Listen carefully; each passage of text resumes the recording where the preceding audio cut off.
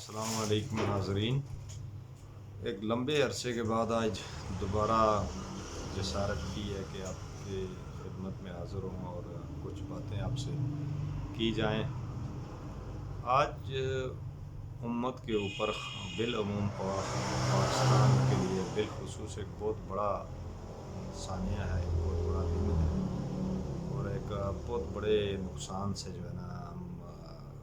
دو چار ہیں۔ وہ نقصان مولانا علامہ خادم حسین رضوی صاحب کی صورت میں وہ دنیا سے رخصت ہو چکے ہیں اور آج ان کا نماز جنازہ بھی ادا کیا جا چکا ہے۔ ان کے نماز جنازہ کے اوپر جو گیدرنگ تھی مینار پاکستان اور بادامی باغ اور یہ سارے جو سراؤنڈنگ ایریا ہے، تو وہ اس بات کا ثبوت ہے کہ وہ ہمیں اس امت کو اور بالخصوص پاکستان کو کتنا بڑا نقصان ہوا ہے، کہ کتنی بڑی ہستی تھی جب وہ باہر نکلتے تھے اور وہ لوگوں سے اپیل کرتے تھے۔ گوچہ وہ اپنے لیے تو کچھ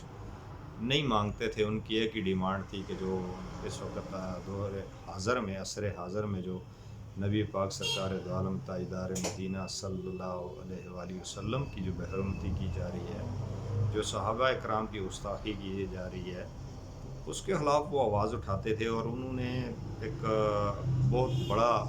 کام کیا کہ ایک سوئی ہوئی قوم کو، ایک بالکل مردہ جس میں جان ہی ختم ہو رہی تھی آہستہ آہستہ، اور جو اغیار ہے ان کا، جو یورپ کا جو ایجنڈا ہے، جو کفار کا ایجنڈا ہے خاص طور پہ کہا جائے کہ اسے مسلط کیا جا رہا تھا مختلف طریقوں سے اور ذریعوں سے، اور مسلمانوں کو دبایا جا رہا تھا اس حد تک کہ مسلمان اپنی آواز بلند نہ کر سکے۔ اس چیز کے خلاف جو وہ تو ہمارے ملک کے اندر بہت بڑے بڑے علماء ہیں اور بڑی جائیدادوں والے بھی ہیں اور بڑے مفسر اور بلیغ اور حفاظ اور ہیں، لیکن ان سب کے ہوتے ہوئے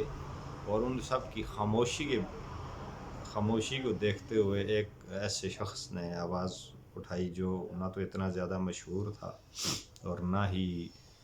ان کی اتنا کوئی سیاسی بیک گراؤنڈ تھا اور نہ ہی وہ اتنا کوئی مال و دولت اور مال و متاع والے تھے، لیکن اللہ تعالیٰ نے انہیں ہمت دی اور ان کا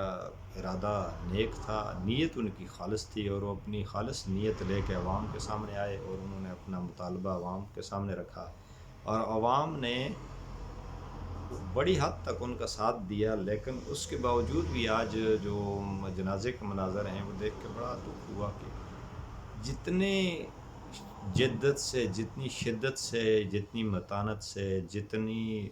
ہمدردی سے لوگ ان کے جنازہ پڑھنے کے لیے شریک ہوئے، اگر اتنی ہی ذمہ داری کے ساتھ یہ لوگ ان کی آواز پہ باہر نکلتے تو شاید آج دنیا کے نقشہ میں کچھ اور معاملات رونما ہوئے ہوتے، اور شاید انٹرنیشنل لیول پہ ہم یہ قانون بنوانے میں کامیاب ہو چکے ہوتے کہ جو رسالت کی توہین ہے اس پہ بین کیا جائے۔ لیکن لوگوں نے اس طریقے سے رسپونڈ تو نہیں کیا، لیکن انہوں نے اپنی کوشش میں وہ بہت کامیاب ہوئے پاکستان کی سطح پہ اور اس کے بعد انٹرنیشنل سطح پہ، کہ آج ڈچ میڈیا بھی کافی حد تک جو ہے نا، اور ڈچ پارلیمنٹ میں بھی ان کا ذکر ہوتا رہا اور اس کو لے کے بڑی بحث چلتی رہی، اور انٹرنیشنل میڈیا میں بھی اس چیز کو بڑی کوریج دی، اور پاکستان میں بھی لوگ سارے جتنے بھی ہیں وہ بڑے حیران اور پریشان کہ بھئی اتنا بڑا اجتماع۔ تو اس کا یہ واضح ثبوت ہے کہ اللہ جسے چاہتا ہے اور وہ عزت دیتا ہے، کوئی روک نہیں سکتا۔ ہم جتنی بھی کوشش کریں، دنیاوی جتنے بھی ہم ہتھ کنڈے استعمال کریں، وہ کسی کام کے نہیں ہیں، کہ چونکہ عزت اور ذلت تو اللہ کے ہاتھ میں ہے۔ اور یہ کیسے ہو سکتا ہے کہ ایک بندہ اٹھتے بیٹھتے سوتے جاگتے ہر وقت اللہ اور اللہ کے رسول کی باتیں کرے، اللہ اور اللہ کے رسول کو یاد کرتا رہے، اور وہ تنہائی کی موت کا شکار ہو؟ یہ ممکن نہیں ہے۔ تاریخ اس بات کی گواہ ہے کہ جب بھی اس طرح کے مجتہد مجدد اس دنیا سے رخصت ہوئے ہیں تو اس وقت دنیا کو اللہ تعالیٰ نے انہیں ایسی عزت بخشی ہے کہ جو قیامت تک یاد رکھی جاتی ہے اور اس کی مثال دی جاتی ہے۔ تو یہ ایک بہت بڑا سانحہ ہے۔ ہم امید رکھتے ہیں کہ ہم سب انفرادی طور پہ ہر بچہ، ہر بوڑھا، ہر باپ، ہر بیٹی، ہر ماں اپنے طور پر جو ہے نا ہم سب نے کل خادم حسین رضوی صاحب کی طرح اس دنیا سے کوچ کرنا ہے، سب کچھ یہاں پر رہنا ہے، ہم نے اللہ کے حضور حاضر ہونا ہے، اور ہر بندے نے انڈیویجولی، اب خادم حسین رضوی صاحب نے پوری امت کا نہ تو ٹھیکہ لیا تھا، نہ ہی ان سے پوری امت کا سوال کیا جائے گا، ان سے سوال ہونا تھا انہوں نے جو علم حاصل کیا تھا، جو علم ان کے پاس تھا اس کے بارے میں انہیں سوال ہونا تھا، ان کے جو باقی اعمال ہیں، باقی معاملات ہیں، ان کے بارے میں سوال ہونا تھا، لیکن انہوں نے اس کاز کو ایک قومی کاز کے طور پر، اور ایک کیونکہ عالم تھے، وہ سمجھتے تھے نبی پاک سے، ہم تو نبی پاک صلی اللہ علیہ وسلم کے نام سے واقف ہیں، اور ہمیں اتنا زیادہ نہ تو کوئی اتنی ہم نے تحقیق کی ہے، نہ اس طرح کہ ہم نے باپ دادا سے بس سنتے آ رہے ہیں کہ جی ہمارے نبی تھے، نبی پاک سرکار دو عالم صلی اللہ علیہ وسلم انہوں نے ایسی زندگی گزاری، اور اس طرح کا، اور جو تعلیمی سلیبس ہے جس میں ہمارے، یعنی کہ اس میں وہی چیز ہے کہ بھئی وہ چڑیا کے منہ میں جو پانی کا قطرہ آتا ہے، اتنی بھی ہمارے سلیبس میں نبی کریم سرکار دو عالم صلی اللہ علیہ وسلم کی اتنی بھی جو ہے نا وہ ہسٹری کو، ان کی جو سیرت نبی ہے اس کو اتنا بھی کور نہیں کیا ہوا، تو وہ ایک بس سرسری سا تعارف ہے، اور ہم اسی کو لے کے چلتے ہیں، ہم پی ایچ ڈی کر جاتے ہیں، ایون کہ ایک بندہ ایم اے اسلامیات کرتا ہے یا اسلامک اسٹڈیز میں پی ایچ ڈی کر جاتا ہے، اور وہ اتنا اس قابل نہیں ہوتا کہ وہ 10 منٹ 20 منٹ 2 یا 4 علماء کے سامنے وہ بول سکے، وہ اتنی بھی، تو یہ ظاہر ہے کہ ایک بندہ جو ہے نا 50 سال سے 60 سال سے شروع ہوتا ہے، اور تقریباً 60 70 80 سال کی عمر کو پہنچتا ہے، تو وہ دن رات اٹھتے بیٹھتے وہ یہی چیز دین پڑھتا ہے، دین سیکھتا ہے،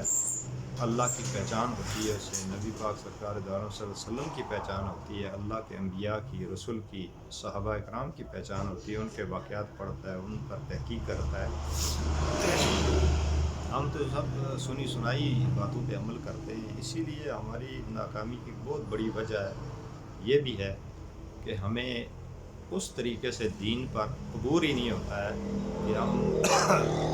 ٹوٹل کی، یعنی کہ ایک روٹین کی فرض نماز ہم ادا کرنے کے اوپر ہمارا عبور ہوتا ہے، اگر اس میں بھی کوئی مسائل، بہت سارے پیچیدہ مسائل ہیں، لیکن کوئی ایک چھوٹا سا مسئلہ بھی آ جائے تو ہم شٹ آف ہو جاتے ہیں، اور بالکل ہی ٹھٹر جاتے ہیں، اور ہم بالکل لاجواب ہو جاتے ہیں، ہمیں پتہ ہی نہیں ہوتا اس کی چیز، تو یہ چیزیں ہیں کہ ہمیں سوچنا ہوگا کہ ہم یہ جو تعلیم حاصل کر رہے ہیں، اس پہ ایک علیحدہ ویڈیو بھی میں انشاءاللہ عزیز بہت جلد بناؤں گا کہ ہم جو تعلیم ہمارے ملک کے اندر رائج ہے، اس تعلیم کے نقصانات کیا ہیں، یہ کیوں یہ تعلیم ہم حاصل کر رہے ہیں، اس کے فوائد کیا ہیں، وہ بھی حقائق جو زندگی میں مجھے ذاتی طور پہ تجربات ہوئے، جو میں نے ذاتی طور پہ دیکھے، کم از کم یہ بوجھ تو مجھ پہ نہیں رہے گا، یہ تو میں چیزیں جو ہے نا قوم تک پہنچاؤں گا، اور آگے پھر قوم کا ذمہ داری بنتی ہے، جو آپ کے جو ہے ہمارے جو ذمہ داران ہیں ان کی ذمہ داری بنتی ہے کہ ہم سوچیں کہ بھی ہم کس طرف جا رہے ہیں، ہم کیا کر رہے ہیں، ہم جو پالیسیاں بنا رہے ہیں، تعلیمی ہیں، معاشی ہیں، جو کچھ بھی، وہ پالیسیاں جو بنا رہے ہیں اس کا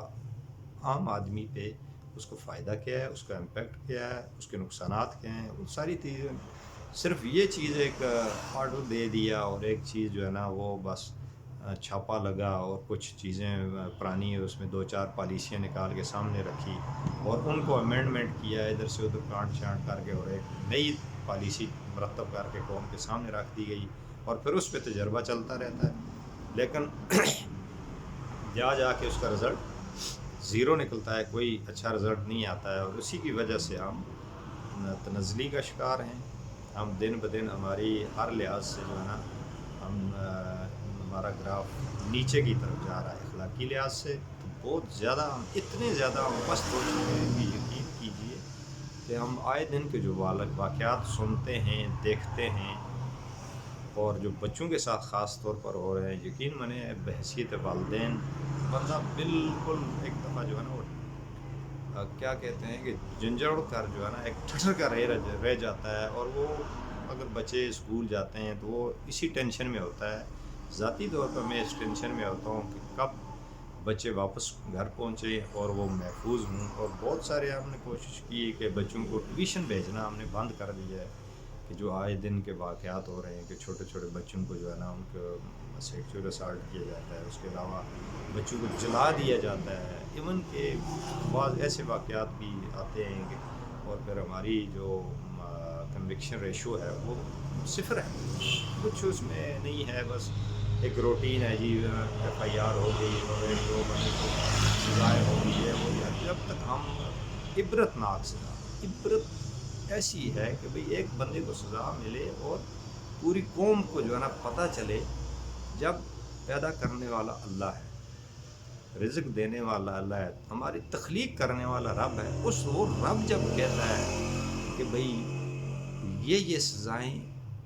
فلاں فلاں جرائم پر یہ سزائیں دینی ہیں, تو پھر ہم اپنی منطق لڑاتے ہیں جی وہ یورپ ناراض ہوگا, ہم پہ یہ پابندیاں لگ گئی, وہ پابند. اگر ہم ایک دفعہ یہ فیصلہ کر لیں, تہیہ کر لیں کہ یار کچھ بھی ہو ہم بھوکے مریں گے, ہم گھاس کھائیں گے, ہم کچھ بھی کریں گے, روزے رکھ لیں گے, جو ہے نا پاکستان کے ایک زرعی ملک ہے, کم از کم اس کے اندر اتنی پروڈکشن زراعت کی ضرور ہے کہ ہم ایک ٹائم کا کھانا ہر پاکستانی کو مل سکتا ہے. لیکن بات یہ ہے کہ بل کی ہے, ہم نے فیصلہ کرنا ہے کہ بھئی ہم یہ کام کرنے جا رہے ہیں اور ہم نے کر کے چھوڑنا, پھر ہم قتل کی سزا جو ہے نا جو قرآن اور حدیث نے بتائی ہے ہم اسے لاگو کریں, جو زنا کی سزا بتائی ہے, اور خاص کر جو بچوں کا ساتھ جو کچھ ہو رہا ہے اس چیز کو تو سب سے زیادہ سیریس اور سب سے خطرناک چیز ہے, اور اس کو ہم نے لینا ہے اور اس پر ہم سخت سے سخت سزائیں دیں اور عبرتناک سزائیں دیں. اسی طرح ایک دفعہ ایز اے قوم ہمیں یہ سخت فیصلے کچھ عرصے چاہے یہ 2 سال کے لیے کریں, لمیٹڈ پیریڈ کے لیے کریں, چاہے 2 سال کے لیے کریں, 3 سال کے لیے کریں, کہ عدالتوں کے سامنے جو بھی کیس جاتے ہیں, جو بھی کیس جائیں, اب پولیس انویسٹیگیشن کرتی ہے, چلیں جی 100 کیس پولیس نے بنایا, 10 کیسوں میں 20 کیسوں میں 50 کیسوں میں پولیس غلط انویسٹیگیشن کرے گی, وہ غلط فیور کرے گی کچھ باثر لوگ ہوں گے, لیکن یہ نہیں ہے کہ 100% ہی پولیس غلط کام کرے. کچھ ہماری عدالتوں کی ذمہ داری ہے, ہمارے جج صاحبان کی ذمہ داری ہے. وہ عدالتیں جو یہ کہتی ہیں کہ جی عدالت کا انصاف 100 مجرم چھوٹ جائے تو فرق نہیں پڑتا, لیکن ایک بے گناہ کو سزا ہو جائے تو وہ بہت بڑا عدالت پہ یا عدلیہ پہ بہت بڑا سوالیہ نشان بنتا ہے. لیکن اس چیز کو آپ سے کچھ ڈالیں, یہ تو اس معاشرے میں ہے, اس معاملے میں ہے, یہ یورپ کے ججز کہہ سکتے ہیں, یہ یورپ کی عدلیہ کہہ سکتی ہے, یہ امریکہ کی عدلیہ کہہ سکتی ہے کہ جہاں پہ صدیوں سے انصاف کا نظام رائج ہے اور بہترین نظام ہے, کہ وہاں پر والد بھی اپنے بچے کو ڈانٹ نہیں سکتا, اتنا انصاف کا بہترین نظام ہے کہ اگر وہ بچے کو کسی بات پہ غلط ڈانٹتا ہے والدین تو ان سے بھی پوچھا جاتا ہے. پولیس پھر وہ یہ نہیں دیکھتی ہے کہ والد ہے یا والدہ ہے کہ یہ کیا ہے, ان سے نہ پوچھے, جو ہے نا. لیکن پاکستان جیسے معاشرے کے لیے ہمیں کچھ عرصے کے لیے بھولنا ہوگا. جو بندہ سامنے آتا ہے مجرم ہے, پولیس نے انویسٹیگیشن کی ہے, عدالت کا کام بنتا ہے اسے پنش کرے, اسے سزا دے. بنیادی طور پر جو بنیادی عدالت میں پیش ہوتا ہے اس کا کام بنتا ہے کہ سزا دے. اب قتل کے لیے عدالت کو پتہ ہوتا ہے کہ یار یہ بندہ قاتل ہے, یہ قتل میں ملوث ہے, اس کے اوپر قتل کے چارجز ہیں, یا سیریس جو ہے نا کوئی زنا کے چارجز ہیں, یا اس طرح کی کوئی غبن کے چارجز ہیں, یا کرپشن کے. ابھی ایک کرپشن ہے, ایک بندے نے بڑے پیمانے پہ کرپشن کیا تو اس نے تو بہت سارے لوگوں کا معاشی قتل کیا ہوا ہے, ایک تو قاتل ہے وہ. اب ایسے لوگوں کو وہ بیل دی جائے, کیوں بیل دی جاتی ہے بھئی؟ ان لوگوں کو اگر عدالت میں تو عدالت کا کام ہے کہ انہیں وہاں سے ہی اریسٹ کر کے ان کو جو ہے نا پولیس کے حوالے کرے, انویسٹیگیشن, تاکہ لوگوں کے اندر ایک خوف, ایک ڈر, انہیں پتہ چلے کہ یار کوئی نہ کوئی سسٹم ہے, قانون ہے, ہم سے پوچھا جائے گا. اگر ہم کوئی بھی ہم ایسا عمل کرتے ہیں تو اس کے لیے ہم جواب دیں. آج ہم بچ گئے, کل بچ گئے, لیکن ہم نہیں بچ سکتے. تو ہم نے ایک نہ ایک دن قانون کے سامنے کتنے ہی کیسز ایسے ہیں کہ جس میں یہ پروو ہو گیا کہ یہ لوگ قاتل ہیں, لیکن انہیں جو ڈسٹرکٹ کورٹ تھی وہاں سے انہیں پنش ہوئی، ہائر کورٹ سے پنش ہوئی، سپریم کورٹ میں کیس گیا وہاں سے پنش ہوئی، پھر انہوں نے دوبارہ اپنا اپیل میں گئے، اور پھر سیاسی مداخلت سے سب سے جو بڑا بیڑا غرق کیا ہے اس ملک کا، یقین مانیے جو سسٹم کا، جو نظام کا بیڑا غرق کیا ہے وہ ہمارے سیاستدانوں نے۔ اللہ تعالیٰ انہیں ہدایت دے، انہیں رائے راست پہ لائے، ہو یا تو ان لوگوں سے جو ہے نا عوام کی، اس ملک کی، اس قوم کی جان چھوڑے۔ اتنا بڑا یہ اس ملک کے لیے ایک عذاب ہیں، اس قوم کی بگاڑ میں جو اتنا بڑا ان کا ہاتھ ہے، شاید کسی کا ہو، شاید کسی کو ہو، اتنا بڑا کہ ہر چیز اپنے ہاتھ میں لیتے ہوئے، ہر چیز اپنے ہاتھ میں لیتے انہوں نے سسٹم کا ہی بیڑا غرق کر دیا، دیوالیہ نکال دیا سسٹم کا، اور اس کا جو نتیجہ ہے وہ اس وقت آج قوم کے سامنے ہے کہ ہم آج تباہی کی طرف پورے جوش سے، پورے ہوش سے ہم تباہی کی طرف جا رہے ہیں، بہتری کی طرف ہم نہیں جا رہے۔ یہ چیزیں بہت ہی افیکٹ کرتی ہیں قوم کو بھی، گھروں کو بھی، خاص کر خواتین کو۔ خواتین ظاہر ہے کہ کسی نہ کسی تعلیم کے سلسلے میں باہر اگر جانا ہے، آج ہماری بچیاں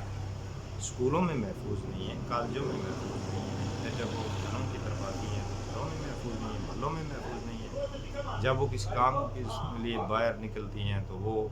ورک پلیس پہ وہاں پر وہ محفوظ نہیں ہیں۔ اب جائیں تو جائیں کہاں؟ اس سسٹم کو ریویو کرنا، اس سسٹم کے بارے میں سوچنا ہر عہدیدار کی ذمہ داری ہے۔ یہ عہدیدار یہ نہ سمجھیں کہ بھئی آج یہ واقعہ ایکس وائی زیڈ کے ساتھ ہوا تو میں طاقتور ہوں، میرے ساتھ نہیں ہو سکتا۔ نہیں، بہادر شاہ ظفر بھی ہندوستان کا بادشاہ تھا، شہنشاہ تھا، جس نے کبھی سوچا نہیں تھا کہ ایک انگریز سپاہی اسے گرفتار کرے گا اور اس کی ڈیتھ رنگون جیل میں ہوگی، اور وہ ایک انگریز کے گھر کے سین میں اسے دفن کیا جائے گا، اور وہ غریب الوطنی کی زندگی گزارے گا۔ اس کے بچوں نے، اس کی بیٹیوں نے، وہ شہزادیاں جن کے ہزاروں کنیزیں اور نوکر ہوا کرتے تھے، انہوں نے بھی یہ نہیں سوچا تھا کہ وہ جب ان پہ پکڑ آئے گی تو وہ کھیتوں میں بھاگیں گے، کانٹوں میں ان کے کپڑے پھنسیں گے، گریں گے، ان کے پاؤں میں کانٹے چبھیں گے، انہیں تکلیف ہوگی، یہ انہوں نے نہیں سوچا تھا۔ لیکن وقت اپنی کروٹ ضرور بدلتا ہے۔ اگر آج ہم دوسرے کی تکلیف پہ خوش ہوں گے تو وہ یہ یقین مان لیں کہ وہ تکلیف کال اگر ہم اس سے بچ گئے، ہمارے بچے اس سے نہیں بچیں گے، بچے بچ کے ان کے بچے اس سے قطعاً نہیں بچیں گے۔ اور اس کے علاوہ جو اس وقت جو ملک کے اندر خاص کر عورتوں کے ساتھ اسالٹ ہو رہا ہے، اس کے علاوہ بچوں کے ساتھ اسالٹ ہو رہا ہے، جسے ہم عام زبان میں جناب الجبر کہتے ہیں، یا جناب الرضا بھی ہے۔ زنا جس بھی صورت میں، جس شکل میں ہو، وہ اس میں سخت پکڑ ہے، اور یہ حضرت علی رضی اللہ عنہ کا بھی قول ہے، امام غزالی رحمۃ اللہ علیہ کا بھی قول ہے، اور بہت سارے علماء کی کہ یہ ایک ادھار ہے۔ آپ دکان سے ادھار لے رہے ہیں تو اب آپ کی جان تب ہی چھوٹے گی جب آپ وہ دکاندار کو پیسے آپ دے دیتے ہیں، تو آپ کی جان چھوٹ جاتی ہے۔ جب تک آپ پیسے نہیں دیتے وہ ادھار آپ پہ اسی طرح آپ کے نام پہ چل رہا ہے، بھلے آپ جتنے بھی طاقتور ہوں، ایک نہ ایک دن ایسا ہے کہ وہ آپ ادھار، اگر وہ دنیا میں آپ نہیں دے کے جاتے ہیں، قبر میں آپ سے پوچھا جائے گا، وہاں پہ بہت سخت معاملہ ہے کہ نہ تو آپ کی جیب میں پیسے ہوں گے، نہ تو آپ کے پاس اور کوئی ذرائع ہوں گے، نہ آپ پیچھے گھر والوں کو کال کر سکتے ہیں، انہیں بتا سکتے ہیں کہ جی وہ تو میں ادھر پکڑا گیا ہوں، میرے پیسے ادا کرو۔ تو یہ بھی ایسا ہی ہے، گناہ ہے کہ یہ ادھار ہے، یہ ادھار آپ کی ماں سے چکانا ہے، وہ بچ کی بیٹی نے چکانا ہے، وہ بچ کی بیوی نے چکانا ہے، وہ بچ کی پوتی نے، نواسی نے، کسی نے نسل میں سے کسی نے وہ لازمی چکانا ہی چکانا ہے، تب تک اس کی جو ہے نا چھوٹ نہیں ہے۔ اس لیے ہمیں ہر صورت اجتناب کرنا چاہیے، ہر وقت توبہ استغفار کرنا چاہیے، اور اگر انسان سے بھولے بسرے کوئی بھی ایسا غلطی ہو جاتی ہے تو فوراً انسان اللہ کے اس کی دربار میں بارگاہ میں حاضر ہو کے توبہ استغفار کرنا چاہیے اور کلیئر توبہ کرنی چاہیے اور آئندہ کے لیے اس چیز سے اجتناب کرنا چاہیے۔ اور اس میں والدین کا جو کردار ہے، جو معاشرے کے بڑوں کا کردار ہے کہ وہ اٹھتے بیٹھتے وہ اپنے بچوں کو ٹریٹ کریں، اپنے بچوں کو سمجھائیں۔ انہیں پہلے تو یہ ہے کہ وہ خود دوسرے کی بیٹی کو اپنی بیٹی سمجھے، دوسرے کی بہن کو اپنی بہن سمجھے۔ عورت کا قدر کرنا، اس کی رسپیکٹ کرنا، پہلے تو ذاتی طور پہ وہ خود قدر کریں عورت کی، ان کے گھر میں ماں ہے تو اس کی قدر کریں۔ ہم سلیبس میں تو بہت پڑھتے ہیں، کتابوں میں ہم پڑھتے ہیں کہ جی ماں کے قدموں کے نیچے جنت ہے اور اس کے نیچے اتنی بڑی عظمت ہے، یہ ہے وہ زبانی ہمیں بتایا جاتا ہے، کتابوں میں بتایا جاتا، لکھا ہوا پڑھایا جاتا ہے، لیکن پریکٹیکلی ہم گھر میں اسی جنت کو ذلیل ہوتے ہوئے دیکھتے ہیں، اسی کو مار پڑتے ہوئے ہم دیکھتے ہیں اپنی آنکھوں سے۔ ایک اور ویڈیو میں انشاءاللہ العزیز بہت جلد بتاؤں گا، جس میں میں چند اپنے جو تجربات ہیں ذاتی وہ میں قوم کے سامنے، عوام کے سامنے صرف اس وجہ سے، اس نیت سے رکھوں گا کہ بہت سارے لوگوں کو اپنی اصلاح کرنے کا موقع ملے۔ بہت سارے لوگ ہم غلطی کرتے ہیں کہ ہم بیوی کو کیا کرتے ہیں، کیا سمجھتے ہیں، پاؤں کی جوتی۔ اگر غلطی سے خاوند تھوڑی سی اپنی بیوی کو اہمیت دے دے تو وہ سے کہتے ہیں یہ تو رن مرید ہے، یہ پتہ نہیں کیا ہے، یہ کیا ہے، یہ جھوڑو کہتے ہیں، کیا اس طرح کے الفاظ استعمال کرتے ہیں اور اس کو بالکل ہی جو ہے نا وہ ایک گرا ہوا انسان سمجھتے ہیں۔ حالانکہ اللہ نے جب عورت کو پیدا کیا، حضرت حوا علیہ السلام کو جب اللہ نے پیدا کیا تو انہیں دنیا میں آنے کے بعد جو اللہ تعالیٰ نے سب سے پہلا رشتہ عطا کیا وہ رشتہ بیوی کا تھا، وہ رشتہ بیوی کا۔ تو اس لیے بیوی کا رشتہ دنیا کے اندر عورت کے تمام رشتوں میں بیوی کا رشتہ سب سے زیادہ مقدم ہے۔ اس کے بعد ماں کا رشتہ عطا ہوا، اس کے بعد جب ماں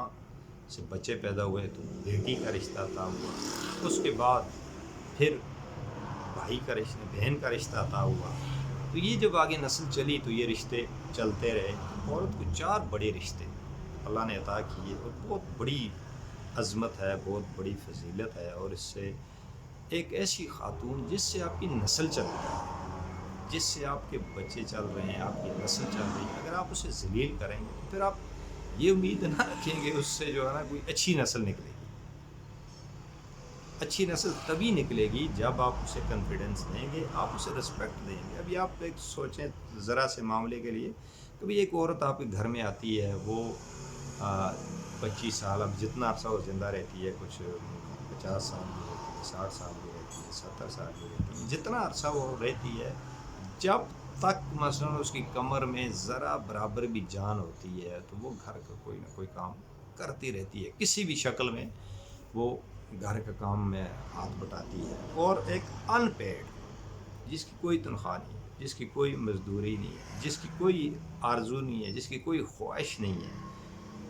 جس کی کوئی فرمائش نہیں ہے۔